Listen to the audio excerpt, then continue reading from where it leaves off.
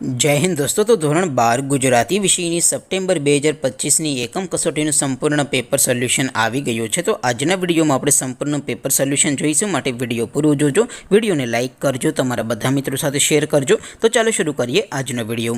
દોસ્તો ધોરણ 12 ગુજરાતી વિષયની સપ્ટેમ્બર 2025ની એકમ કસોટીનું સંપૂર્ણ પેપર સોલ્યુશન પીડીએફ ફોર્મેટમાં ડાઉનલોડ કરવા માટેની લિંક આ વિડીયોના ડિસ્ક્રિપ્શનમાં આપેલી છે। તેના પર ક્લિક કરીને તમે ક્વેશ્ચન પેપરની અને તેના સંપૂર્ણ પેપર સોલ્યુશનની એમ બંને પીડીએફને સૌથી પહેલાં ડાઉનલોડ કરી શકો છો। અથવા તો દોસ્તો પેપર સોલ્યુશનની પીડીએફ ડાઉનલોડ કરવા માટે તમારે ગૂગલ ઉપર સર્ચ કરવાનું છે www.mygkguru.in।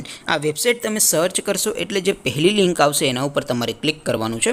જેવું ક્લિક કરશો એટલે સોલ્યુશન માટેની mygkguru.in આ વેબસાઇટ ઓપન થઈ જશે। વેબસાઇટ ઓપન થયા પછી તમે થોડાક નીચે જશો તો ત્યાં તમને એકમ કસોટીના સોલ્યુશન માટેના ધોરણ વાઇઝ લીલા રંગના બોક્સ જોવા મળશે। દોસ્તો અહીંથી તમે કોઈ પણ ધોરણની બધા જ વિષયોની એકમ કસોટીના ક્વેશ્ચન પેપર અને તેના સંપૂર્ણ પેપર સોલ્યુશનની પીડીએફને સૌથી પહેલાં ડાઉનલોડ કરી શકો છો।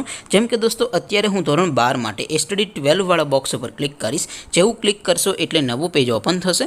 નવું પેજ ઓપન થાય એમાં તમે સ્ક્રોલ કરીને થોડાક નીચે જશો તો ત્યાં તમને study 12 commerce and arts paper solution 2025નું એક બોક્સ જોવા મળશે, જેમાં દોસ્તો નીચે લખેલું છે સ્ટડી 12 ગુજરાતી પેપર। તેની સામે ડાઉનલોડ બટન છે, તો એ ડાઉનલોડ ઉપર ક્લિક કરશો તો ધોરણ 12 ગુજરાતી વિષયની એકમ કસોટીનું ક્વેશ્ચન પેપર પીડીએફ ફોર્મેટમાં ડાઉનલોડ થઈ જશે। તેની નીચે લખેલું છે સ્ટડી 12 ગુજરાતી સોલ્યુશન, તેની સામે પણ ડાઉનલોડ બટન છે, તો એ ડાઉનલોડ ઉપર ક્લિક કરશો તો ધોરણ 12 ગુજરાતી વિષયની એકમ કસોટીનું સંપૂર્ણ પેપર સોલ્યુશન પીડીએફ ફોર્મેટમાં ડાઉનલોડ થઈ જશે। તો દોસ્તો આવી રીતે તમે ધોરણ 12ના બધા વિષયોની એકમ કસોટીના ક્વેશ્ચન પેપર અને તેના સંપૂર્ણ પેપર સોલ્યુશન પીડીએફને www.mygkguru.in આ વેબસાઇટ પરથી ડાઉનલોડ કરી શકો છો।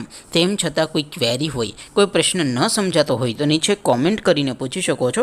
અધરવાઇઝ આપણે નવા વિડીયોમાં મળીશું, ત્યાં સુધી રજા આપો। આવજો દોસ્તો, જય હિન્દ, વંદે માતરમ।